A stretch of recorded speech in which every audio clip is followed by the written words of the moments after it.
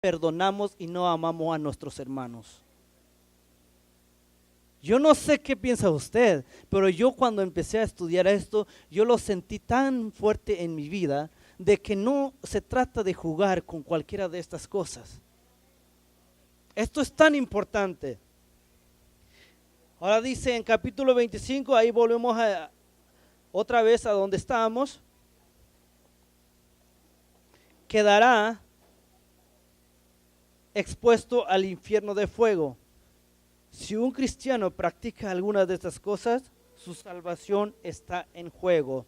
Como dice Primera de Juan 3:15, ahí conecta con todo esto, de que podemos estar, dice, no tiene vida eterna permanente en él.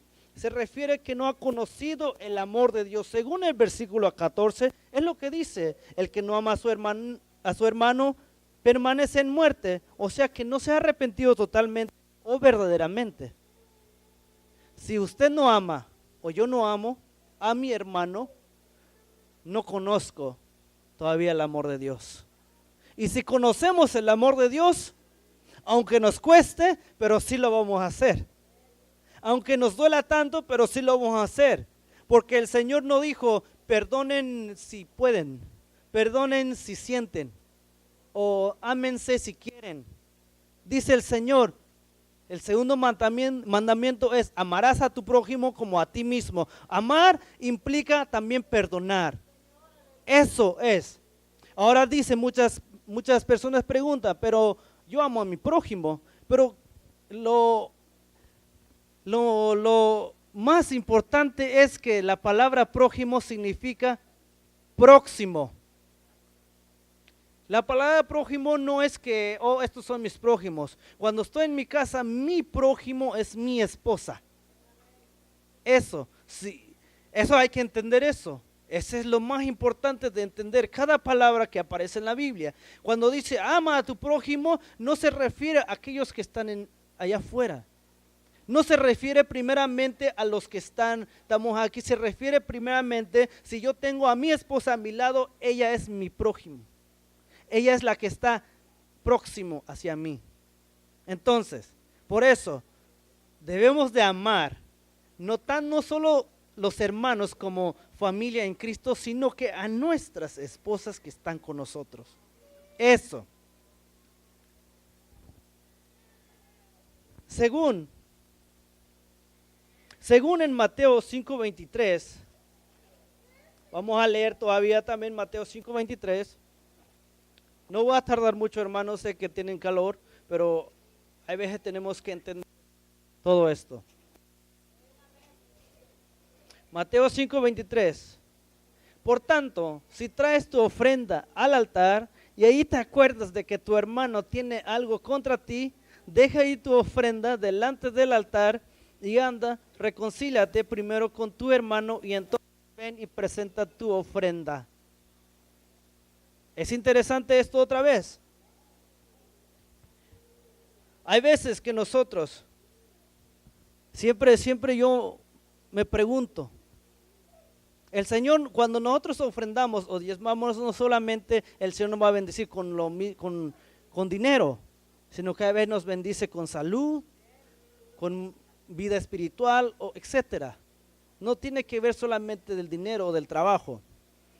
Pero dice, si tienes algo contra tu hermano, deja ahí en el altar. O sea que todavía no lo entregues, simplemente déjelo ahí. Y cuando se reconcilie con su hermano, entonces agarre su ofrenda y póngalo donde tiene que entrar. Cuando hay veces, yo estoy enojado con alguien y veo así de eso, y todavía voy y ofrendo, pero ya sabiendo todo esto, ya sé que Dios no me bendice. Porque es importante, tenemos que estar, y fíjese que hasta eso, hasta ofrendar, es importante estar bien con los hermanos.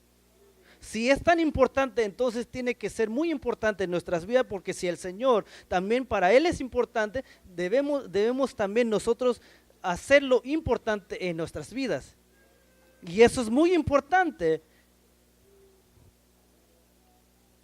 Por eso hay veces muchas personas ofrendan, diezman y parece que no hay bendición. Algo anda mal, quizá tiene problemas con alguien, quizá tiene problemas en el trabajo, quizá alguien lo ofendió sin saberlo. Quizás, no sé, usted y yo sabemos cómo llevamos nuestras vidas. Yo usted no sé con quién tiene problemas, si anda bien o anda mal. Ustedes al igual como ustedes a mí no me conocen toda mi vida, me conocen algunas de las cosas que yo puedo venir aquí, quizá vengo a levantar las manos, quizá adoro al Señor, pero allá afuera tengo problemas con alguien.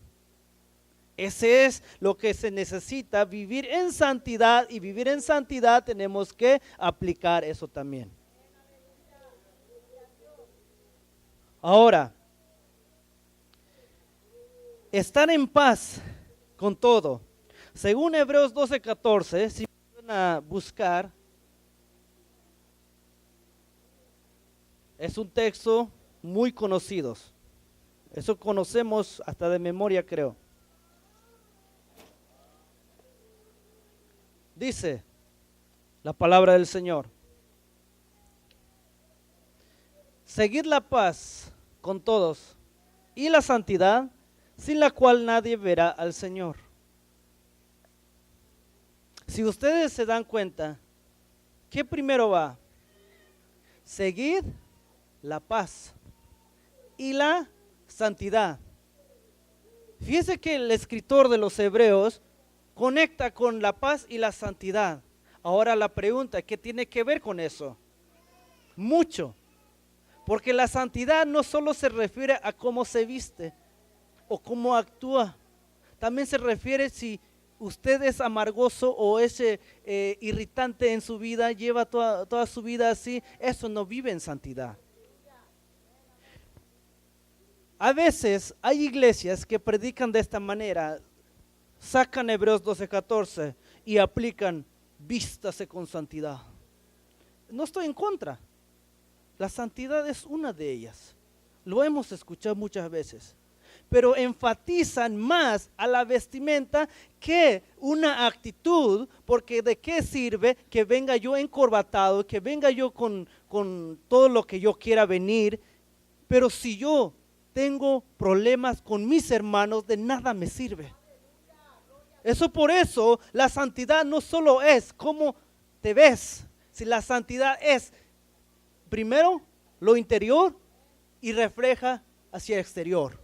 Eso es la santidad. Es por eso que el escritor dice que seguir la paz y la santidad.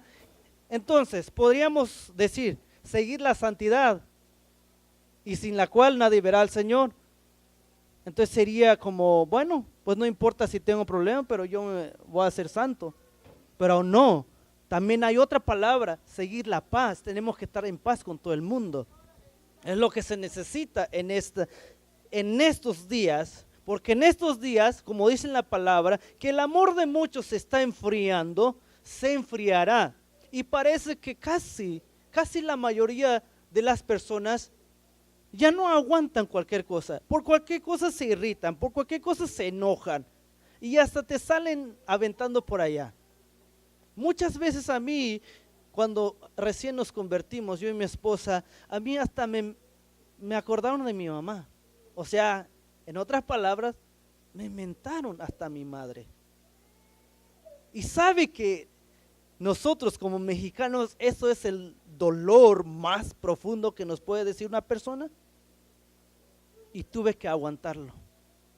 Es tan difícil, hermanos, pero con la ayuda del Señor se puede todo. Ahora, dice el versículo 15, mirad bien, no sea que alguno deje de alcanzar la gracia de Dios, que brotando alguna raíz de amargura os estorbe y por ella muchos sean contaminados. Ahora, la palabra amargura en griego es veneno. ¿Cómo? Sí, veneno. La amargura que aparece ahí, la palabra que se aplica en ese versículo es veneno. Entonces diríamos así, mirad bien que no sea que alguno deje de alcanzar la gracia de Dios, que brotando alguna raíz de su veneno. Sería de esta manera. ¿Por qué? ¿Por qué dice esto? Si amargura es veneno, entonces contaminamos a muchos. ¿Qué hace el veneno? Mata. Hay venenos de que los que quieren matar a una persona van y le ponen en un vaso, le echan unas 2 o 3 gotitas de veneno, y ese veneno tiene alrededor de 12 a 24 horas, dependiendo qué tan fuerte es. Entonces empieza a trabajar, poco a poquito va matando las células del cuerpo, poco a poquito va a empezar a contaminarse en nuestra sangre, a llenar de su veneno, de todo eso lo que lleva adentro. Entonces, cuando se dan cuenta, la persona llega a la muerte, se muere esa persona.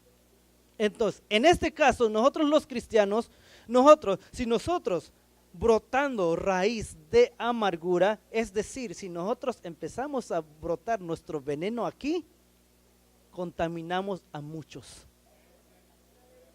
Y cuidado con eso, porque entonces dice, déjate de alcanzar la gracia, y la palabra gracia es la salvación, según el contexto de este capítulo. Dejamos de alcanzar la salvación. Hay veces, yo no entendía cuando, muchas veces, dicen la palabra, yo no entendía esto, que el Señor va a venir por una iglesia sin mancha y sin arruga. Y empiezo a examinar en mi vida primeramente rápido cuando habla de ese versículo. Pero hay veces yo cometo errores, entonces eso es una mancha. A veces yo hago esto. Pero entonces llegué a entender de que esas manchas es una de ellas. Entonces, ¿qué quiere decir? Quizás se puede salvar. Pero como un día explicó un predicador que estaba aquí predicando, no me acuerdo si fue el hermano Luis o el pastor, que puede que no se vaya en el arrebatamiento, puede que pase a sufrir las consecuencias de no llevar una vida santa. Eso es tan importante.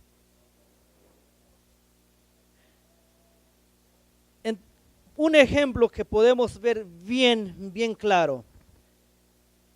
Pones una docena de manzanas en una, no sé cómo le llaman, vasija, canasta. Bueno, en una canasta pones 11 manzanas bien y una manzana ya podrida. ¿Qué hacen las 11? Se empiezan a podrirse. Entonces, eso me dice de que si hay un hermano aquí que tiene veneno aquí, nos empieza a contaminar. Es por eso que nosotros tenemos que tener cuidado con nosotros mismos, no haciendo eso para no envenenar a otros. Eso es.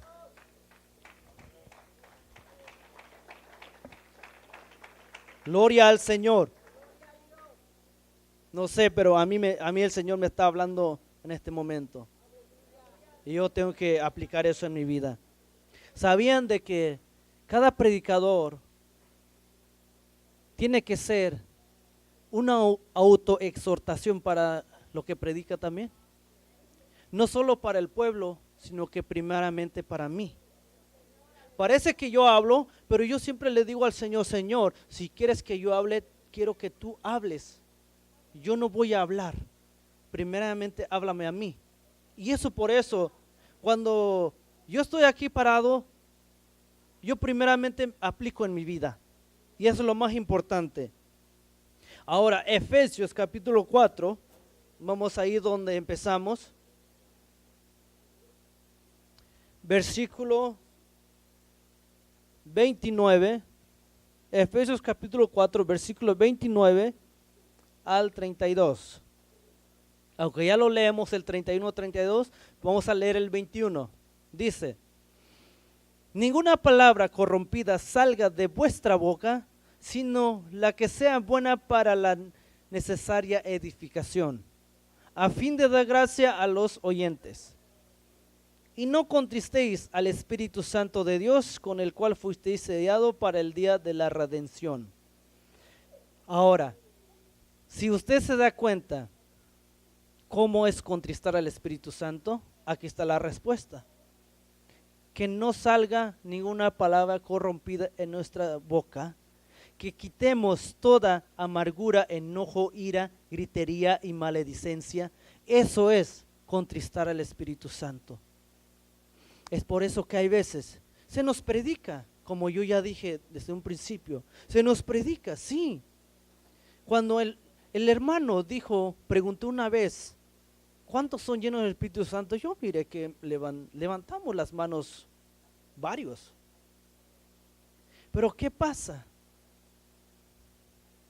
Es que hay veces lo contristamos. Es que no estemos llenos, es que lo hemos contristado. Es que es lo que el Señor me ha estado hablando, de que hay veces el pueblo de Dios necesita avivar el Espíritu Santo que hay dentro de nosotros. ¿Cómo hacer eso? Dejar todo esto lo que dice en la palabra del Señor. No practicar lo que es la gritería, la amargura, el enojo, la maledicencia. Amargura ya entendimos que es enojo, ira, y aquí la palabra gritería, yo no sé si ustedes entienden, pero yo he escuchado a personas y quizás hasta nosotros, no solo gritar a los hermanos, y hasta aún los hijos gritamos muchísimo. Le decimos, no hagas eso, que a veces que en una casa ya no se oye, no saben hablar, sino que solamente saben gritar.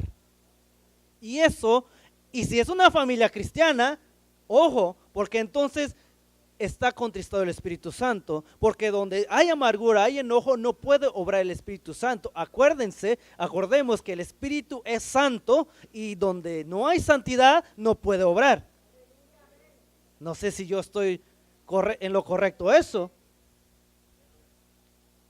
pero según la Biblia eso es lo que me enseña. Por eso dice, perdonándoos unos a otros como Dios nos perdonó. Si nos ha perdonado, nosotros debemos de perdonar.